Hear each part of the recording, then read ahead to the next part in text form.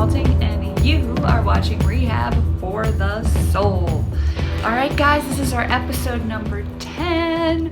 We are in the double digits. So this episode today is about hiding and lying. That's right, hiding and lying. If anyone knows anything about that, you know, addicts and alcoholics, right? People who use drugs and alcohol are often hiding and lying about it. But what I want to do today is I want to dispel the myth about hiding and lying. I want to identify and define exactly what hiding and lying is, what it looks like, because it's not going to be what you think it is, and why it's so dangerous when it comes to addiction. Okay, so you know, the number one thing, getting right into this, is that people think that the number one symptom of addiction is the use of drugs and alcohol. And it's not the number one symptom. The number one symptom of addiction is actually hiding and lying.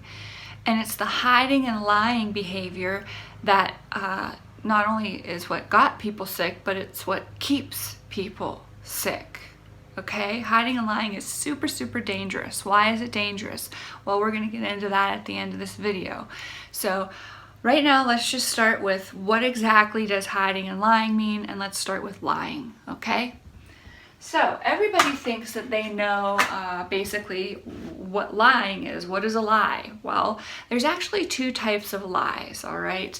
The lie that most people are familiar with is what we call the black and white lie. And basically that means that somebody says something is one way when it's really the other. It's like the bold-faced, blatant lie. And I'll give you an example of that. And it could sound something like this. Susie, did you eat that cookie? And Susie knows that she ate the cookie, right? Susie ate the cookie. But when Susie's asked if she ate the cookie, she says, no, I didn't eat the cookie. That's the black and white lie, the flat out lie. When one thing is one way, but you're going to say it's completely another. It's like saying the sky is, you know, green when we know that it's blue, and we're all standing there looking at it and it's blue, and somebody's going to say, no, no, no, it's green.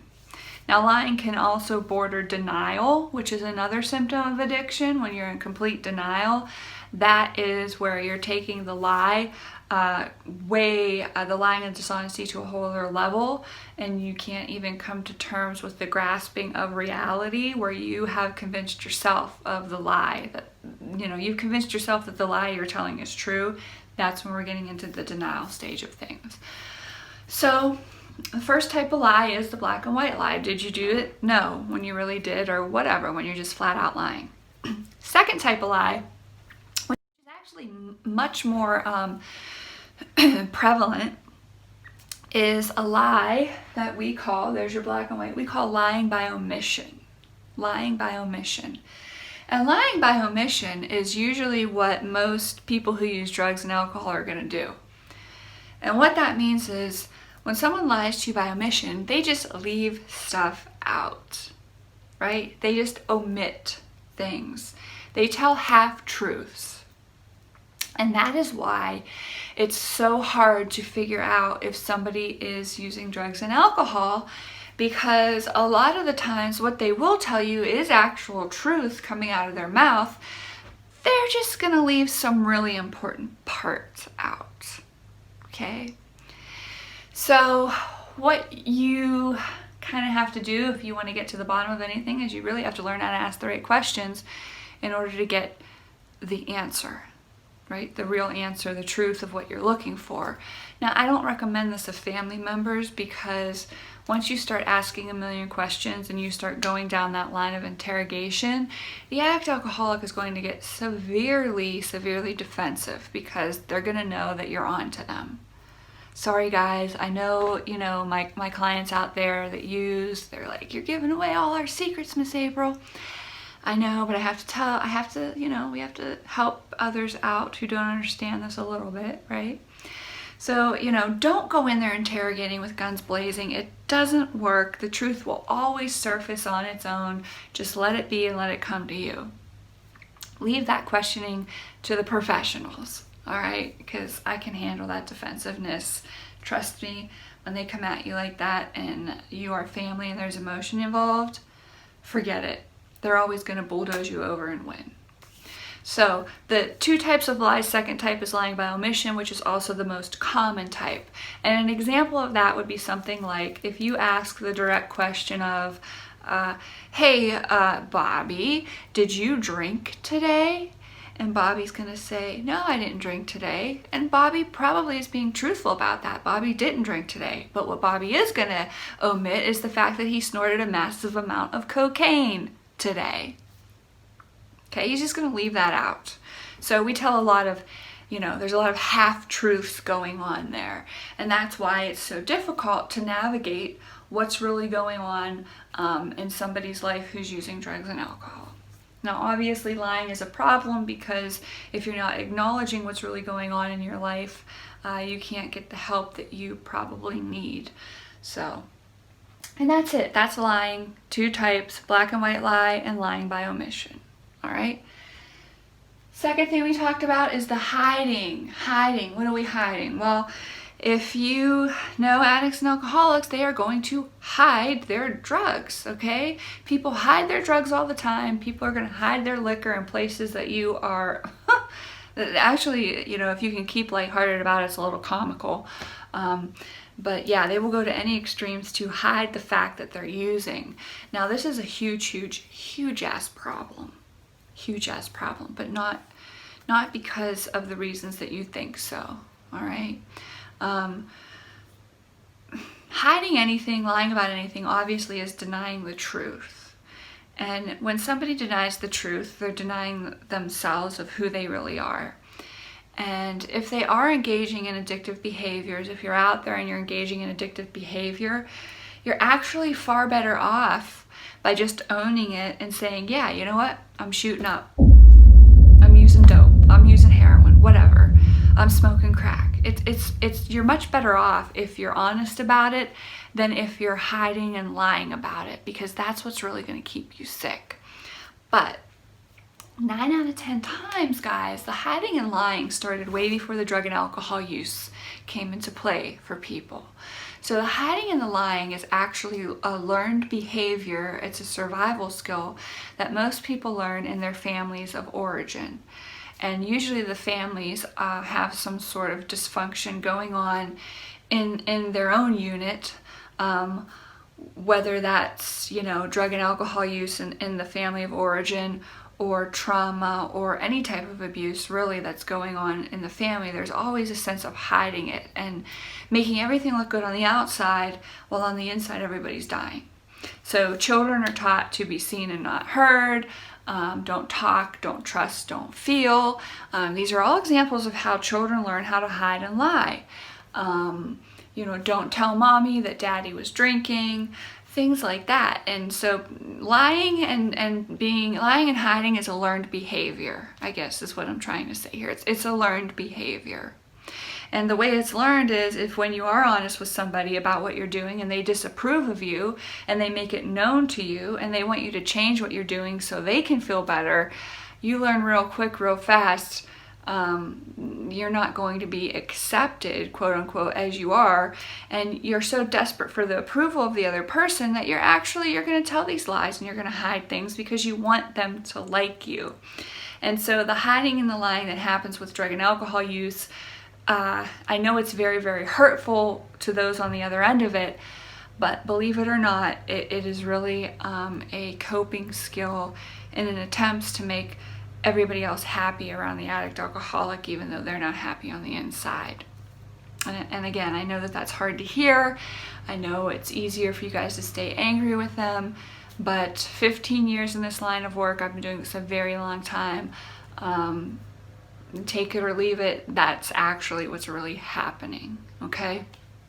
So, when we're talking about hiding, now listen guys, hiding the drugs and the alcohol actually isn't the most dangerous thing. The hiding and the lying, like I said, started way before use. And here's what people lie about, okay? What people hide. People are gonna hide what they're doing, all right? That means the drug and alcohol use is an action. That's something they're doing that they don't want you to know about, active use. They're gonna hide what they're thinking about. Well, what does that mean? How do you hide what you're thinking about? You just don't tell somebody. You just don't share your thoughts. And that's a problem. And also, the biggest problem out of the hiding is hiding how you're feeling. You know, you're hiding your feelings. You're not being truthful about how you feel. So all of these are great examples of hiding, and they're very, very dangerous. Again, with the most dangerous one being, if you're hiding how you're feeling, you're not acknowledging your feelings and emotions. And if you're not acknowledging your feelings and emotions, which are our guidance system, then that means you're not able to follow your true calling to be your authentic self and be guided by that, which means you're then therefore out of spiritual alignment. And when you're out of spiritual alignment, you feel shitty, and you know that drugs and alcohol will distract you from feeling shitty, so you pick up drugs and alcohol and now you're distracted. You don't feel better, you just feel distracted from the fact that you feel shitty. And thus, we have returned back to the vicious cycle. Now, just because drug and alcohol use might stop, guys, here's the problem. People are still gonna not feel comfortable sharing with you who they really are, which is what they're thinking, how they're feeling, what they're doing, who they are. And when somebody can't be authentic and in touch and live in their truth, live in their authentic truth, that's where that void comes in. So you can be sober and you can still be hiding and lying about things. And some people are really shocked to hear that. But hiding and lying continues habitually after the drug and alcohol use has stopped. It's one of the most difficult symptoms to really treat in this dis-ease of addiction. So it takes rigorous honesty, and you really have to search for the truth of, who are you? What is your truth? And if you continue to not live in your truth of who you really are and continue to hide who you really are, that turns into people-pleasing. There's one reason and one reason only why somebody tries to be somebody they're not. It's because they want to please other people. They want other people to like them, and they have a massive fear of rejection. And you do not have to be an addict or an alcoholic to do that. Okay? You don't. People-pleasing is at the core of a lot of addiction. People-pleasing is at the core of a lot of human beings in general. And nobody really wants to put themselves first. Everybody wants to put other people's feelings before their own. And that is another big problem. For some reason, society's taught us that if we put ourselves first and take care of our needs first, emotionally and spiritually, that is somehow selfish and it's wrong. And then when people do that, they feel shame and guilt-ridden, like they should have put their family members first, or put their friends first, or put their children first. Guys, no. No, and some people say, well, then do you teach selfishness? Well, yeah, then I do. I teach selfishness. If something doesn't feel right to you, it's not for you. If someone doesn't feel right to you, it's not for you. Trust your gut, trust your soul, trust your intuition. Because if you don't, you're going to be, again, hiding who you really are. And hiding turns into lying. And lying will eventually turn in back to active use, because you desire nothing more than to be authentic and real, to be who you really are. That is what you desire first and foremost. And when you're not allowing yourself to be in that authenticity, that feels painful. You can't quite identify that because you don't have these skills and you haven't been watching Rehab4theSoul. And so you just don't know what's up with that feeling and you want to make it go away. And so you turn around and reach to the first thing that you know is going to quickly and effectively distract you from feeling that way, which is the drug and alcohol use. And it cycles and it cycles and it cycles. That's it. That is it, guys. So the hiding and the lying has to stop. Those are the number one symptoms of addiction, hiding and lying. Hiding and lying kills people. If you are using drugs and alcohol, you're way better off to just owning it and saying, hey, that's what I'm doing here. And yeah, people aren't going to like it. They're going to reject you because they're being selfish, because they want you to do what they want you to do so they can feel better about themselves, because they have placed their happiness upon your shoulders.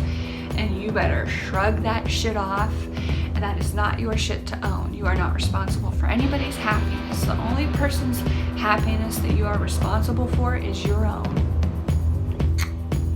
Alright, guys, you know what I say. It ain't perfect, but it's rock and roll. Hiding and lying covered here. Recovery classes and consulting, Rehab4theSoul.